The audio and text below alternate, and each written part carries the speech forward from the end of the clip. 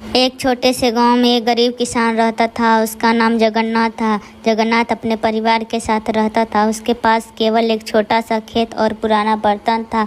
गांव में खेती पर पूरी तरह निर्भर लोग रहते थे और बारिश ही उनकी फसल का आधार था। हर साल जगन्नाथ और गांव के लोग बारिश के मौसम का इंतजार करते थे, लेकिन इस साल बारिश बहुत कम हुई। मौसम ने इस बार किसानों को निराश किया। सूखे खेत और फसलें मुरझाने लगी। जगन्नाथ की चिंता दिन पर दिन बढ़ने रही थी। उसके पास कुछ भी बचे हुए खाद्य पदार्थ नहीं थे और उसके परिवार का पेट भरना मुश्किल हो रहा था।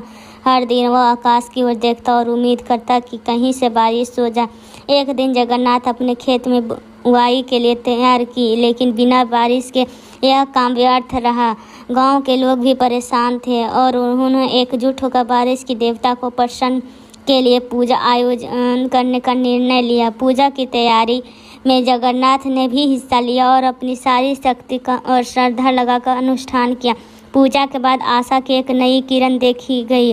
अगले दिन हल्की बूंदें गिरी शुरू हो गई। यह धीरे धीरे तेज हो गई। जगन्नाथ की खुशी का ठिकाना नहीं रहा। उसने अपनी झोपड़ी के बाहर जाकर बारिश को धन्यवाद दिया। अपने खेतों में पानी देखकर बहुत राहत महसूस की। बारिश न केवल जगन्नाथ की फसल को उगाने में मदद की, बल्कि गांव के अन्य किसानों को भी सहारा दिया। हरे भरे फसलें हो गई। गांव की खुशी वापस लौट आई। जगन्नाथ के परिवार ने फिर से खुशी जीवन जीना शुरू किया और गांव वालों ने एकता और विश्वास की ताकत को महसूस किया।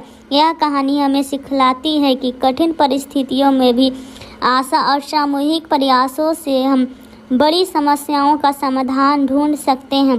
बारिश न केवल खेतों को हरा भरा ही नहीं किया, बल्कि लोगों के दिलों में एक नई उम्मीद जगा दी।